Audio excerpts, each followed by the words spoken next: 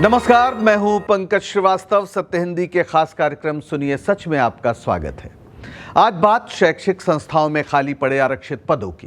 क्या आप जानते हैं कि केंद्रीय विश्वविद्यालयों में ओबीसी वर्ग के लिए आरक्षित प्रोफेसरों के 80% और अनुसूचित जनजाति के 83% पद खाली पड़े हैं।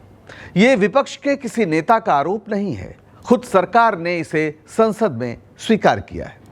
क्या इससे साबित नहीं होता कि उच्च शैक्षिक संस्थान आरक्षित वर्गों को न्याय देने में दिलचस्पी नहीं दिखा रहे? क्यों न माना जाए कि इन संस्थानों के संचालक ऊंच नीच के मनुष्य विरोधी भावना से भरे हुए हैं, वरना इस बड़ी तादाद में शिक्षकों के पद खाली रह जाने का क्या मतलब है, जबकि इसका सीधा नुकसान विद्यार्थियों को होता है।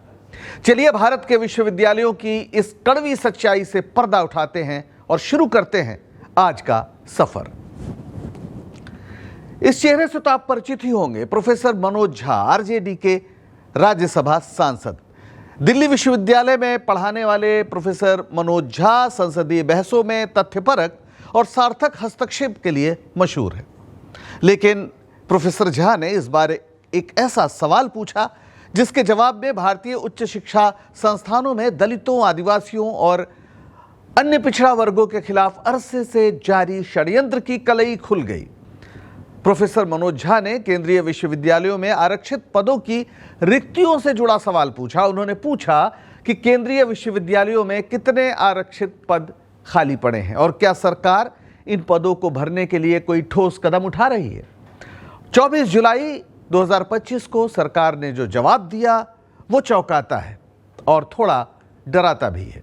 केंद्रीय शिक्षा राज्य मंत्री सुकांत मजूमदार ने 30 जून 2025 तक की स्थिति के बारे में पूरे देश को जो जानकारी दी है वो आप भी सुनिए। प्रोफेसरों के खाली पद, जो आरक्षित पद हैं, उनके बारे में चर्चा करते हुए उन्होंने बताया कि ओबीसी के लिए जो स्वीकृत पद हैं वो 423 हैं। भरे कितने गए हैं? महज 84। और खाली कितने पड़े हैं? 80%। यानी 80% पद खाली पड़े हैं प्रोफेसरों के। ये ओबीसी की स्थिति आपको यहां पर दिखाई पड़ रही है। अब चलते हैं अनुसूचित जनजाति। इनमें प्रोफेसरों के जो स्वीकृत पद हैं वो 144 हैं। भरे गए हैं महज 24, यानी 83% पद खाली पड़े हैं। अब जरा अनुसूचित जाति का मामला देख लेते हैं। 308 पद हैं, भरे गए हैं 111, यानी 64% पद खाली पड़े हैं। तो आप अगर गौर करें तो जो प्रोफेसर, जो एक तरह से कहा जाए यूनिवर्सिटी के शैक्षिक श्रेणी में सर्वोच्च पद एक तरह से हम कह सकते हैं, उसमें जो दलित, पिछड़े और आदिवासी समाज के लिए जो आरक्षित पद हैं उनमें बुरी तरह एक तरह से कहा जाए कि रोका टोकी है, वो पद खाली पड़े हुए हैं, बड़े पैमाने पर खाली पड़े हुए हैं।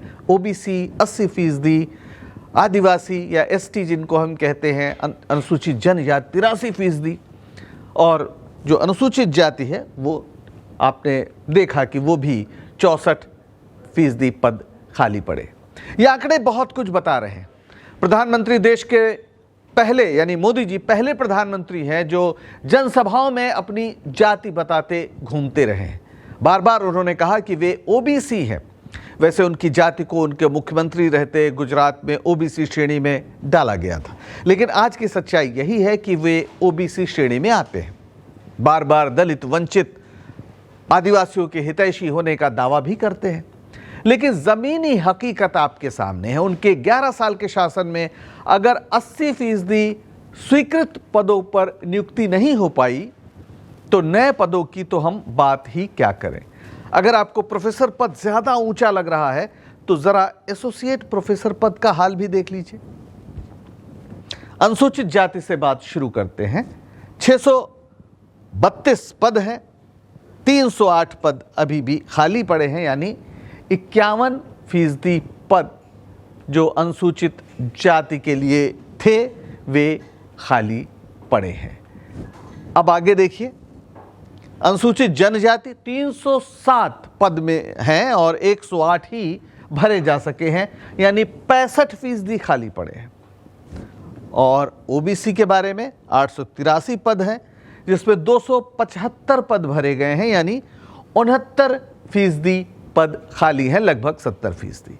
एक बड़ा आंकड़ा है खाली पदों का, और ये क्यों नहीं भरे जाते, एक बड़ा सवाल है। अब ज़रा असिस्टेंट प्रोफेसर की बात कर लेते हैं, जहां से एक तरह से उच्च शिक्षा संस्थानों में बतौर शिक्षक एंट्री होती है। यहाँ पर अनुसूचित जाति के लिए 1370 पद हैं, जिसमें भरे गए हैं 1180, 14% यहाँ भी खाली पड़े हुए हैं। अनुसूचित जनजाति का मामला 704 पद है, 595 भरे गए हैं, 15% पद खाली पड़े हैं। और ओबीसी का आंकड़ा 2382 पद है, 1838 भरे गए हैं और 23% खाली पड़े हुए हैं। ये चूंकि शुरुआत यहाँ से होती है, इसमें रोकना थोड़ा मुश्किल है, तो यहाँ पर नज़र आता है कि तुलनात्मक रूप से एक बेहतर प्रतिनिधित्व आपको यानी इन वर्गों को मिलता है। लेकिन फिर भी यहाँ पर कहीं पर भी पूरी तरीके से पद भरे नहीं गए हैं, और ओबीसी तो 23% पद खाली पड़े हैं। ये शुरुआत है, प्रवेश द्वार है। सांसद मनोज झा ने एक सवाल एनएफएस को लेकर भी पूछा था, यानी नॉन फाउंड सुटेबल। अक्सर साक्षात्कार के बाद कह दिया जाता है कि आरक्षित वर्गों में योग्य लोग नहीं मिले जिन्हें नियुक्ति दी जा सके, इसे ही एनएफएस कहते हैं। आरक्षित वर्ग में यह तादाद बहुत ज़्यादा है, लेकिन मंत्री महोदय ने बताया कि केंद्रीय स्तर पर इसका कोई डेटा नहीं रखा जाता, जबकि आरक्षित वर्ग के लोग बार बार इसके पीछे एक बड़े षड्यंत्र का आरोप लगाते हैं। उनका कहना है कि एनएफएस बताकर बाद में खाली पदों को अनारक्षित श्रेणी में या सामान्य श्रेणी में डाल दिया जाता है। वैसे ये आंकड़े सरकार की उच्च शिक्षा के प्रति रवैये को भी उजागर करते हैं। हाल ये है कि सामान्य पद भी खाली पड़े हैं, हालांकि जो आरक्षित वर्ग हैं उनकी तुलना में यहाँ पर संख्या काफ़ी कम है, फिर भी खाली तो पड़े हैं। सामान्य श्रेणी के जो पद हैं प्रोफेसरों के लिए वो 1538 हैं, 935 पद भरे गए हैं और 39% यहाँ पर भी खाली पड़े हैं। वैसे ही एसोसिएट प्रोफेसर्स के खाली पद सामान्य श्रेणी के 3013 हैं, 2533 भरे गए हैं और 16% पद खाली पड़े हुए हैं। इसी तरह आप यहाँ पर हमको जो शुरुआती जो एंट्रेंस होता है वहाँ पर कुछ नज़र नहीं आता कि वहाँ पर पद खाली पड़े हैं, यानी जिसको हम कहते हैं कि सीधे सीधे सामान्य श्रेणी में जो असिस्टेंट प्रोफेसर हैं वो उनका आंकड़ा नहीं है। 2021 का एक आंकड़ा है जो उपलब्ध है और उसमें कहा गया था कोई पद खाली नहीं है, यानी सामान्य श्रेणी में आप देखें तो पद शुरुआत में तो पूरी तरह भरे हुए हैं, यानी असिस्टेंट प्रोफेसर पद पे, एसोसिएट प्रोफेसर पद पे ज़रूर 16% खाली है और प्रोफेसर पद पे 39% खाली है। तो ये देश का जो केंद्रीय विश्वविद्यालय स्तर है उसके बारे में ये जानकारी है। अब बात करते हैं कि ये जो पूरा मसला है उसके पीछे चल क्या रहा है। विश्वविद्यालय अनुदान आयोग, इसके बारे में आप जानते हैं, यूजीसी जो अनुदान देता है, जिन पर जिसके बनाए गाइडलाइंस पर शिक्षकों की नियुक्ति होती है। आरक्षण भी एक दशकों पुरानी नीति है और संविधान के तहत अनुसूचित जाति, अनुसूचित जनजाति और अन्य पिछड़ा वर्ग यानी ओबीसी के लिए सरकारी नौकरियों के साथ साथ शिक्षण संस्थानों में भी आरक्षण लागू है। लेकिन सवाल यह है कि अगर ये नीति संवैधानिक है तो फिर ये पद खाली क्यों रह जाते हैं? क्या ये दलितों, आदिवासियों और ओबीसी के खिलाफ कोई षड्यंत्र है? इस संबंध में कई अध्ययन हुए हैं, बाकायदा अध्ययन हुए हैं।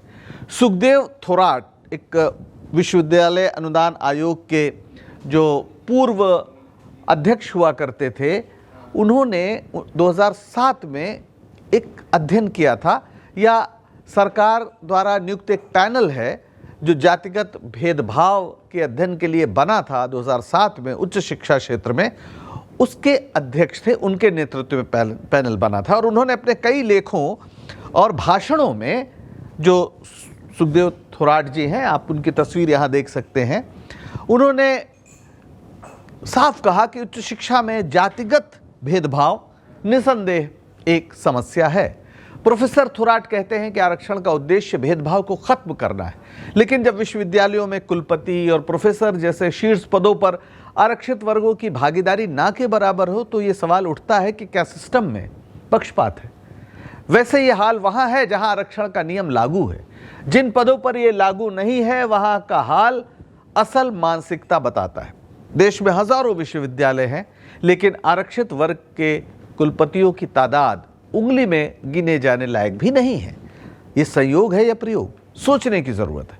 अब जरा आईआईटी और आईआईएम जैसे प्रतिष्ठित संस्थानों की बात भी कर लेते हैं। इंडियन इंस्टीट्यूट ऑफ टेक्नोलॉजी और इंडियन इंस्टीट्यूट ऑफ मैनेजमेंट, भारतीय प्रबंध संस्थान, भारतीय प्रौद्योगिकी संस्थान, ये देश में सबसे ज़्यादा महत्वपूर्ण माने जाते हैं, बेहतरीन संस्थान देश के माने जाते हैं। यहाँ पर क्या स्थिति है, यहाँ पर भी आपको जानकर आश्चर्य होगा कि इन संस्थानों में भी आरक्षण नीति हालांकि लागू है, लेकिन आंकड़े बताते हैं कि जो पद हैं वो बड़े पैमाने पर खाली हैं। आईआईटी और आईआईएम में प्रोफेसर और सहायक प्रोफेसर के जो ओबीसी और एसटी के पद हैं उसमें 80 से 83% तक रिक्तियां हैं, यानी पद भरे नहीं गए हैं। स्कूल से लेकर उच्च शिक्षा संस्थानों तक में शिक्षकों और छात्रों के साथ जातिगत भेदभाव की तमाम घटनाएं हमारे इर्द गिर्द होती हैं, लेकिन ना मीडिया इसे मुद्दा बनाता है और ना सरकार के लिए ही ये कोई बड़ा मुद्दा होती है। उधर सरकार शिक्षा पर जीडीपी का बमुश्किल 3%, लगभग 3% खर्च करती है, जबकि 2020 की नई शिक्षा नीति के तहत 6% खर्च का लक्ष्य रखा गया था। इसका सबसे बुरा प्रभाव शोध और अनुसंधान पर पड़ता है।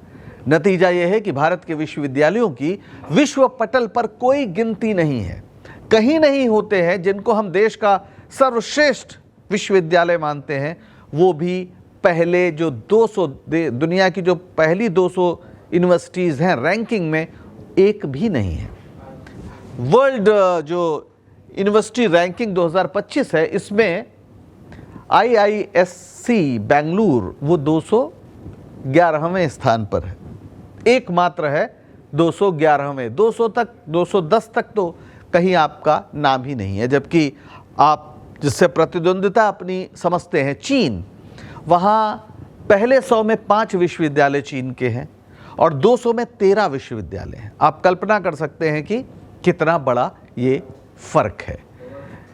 ये जानना ज़रूरी है कि ज़्यादातर आरक्षित पद खाली पड़े हैं, तो फिर मेरिट का जो लोग सवाल उठाते हैं वे ये भी जान लें कि भारतीय विश्वविद्यालयों की ये दुर्दशा कथित मेरिटधारियों ने ही की है।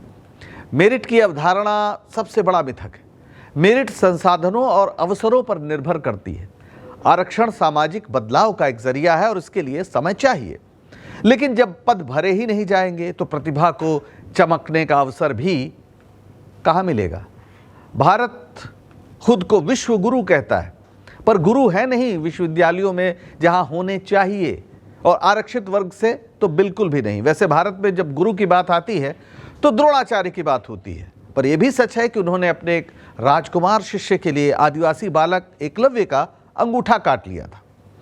यह अवसर की किसी संभावना को नष्ट करना ही था।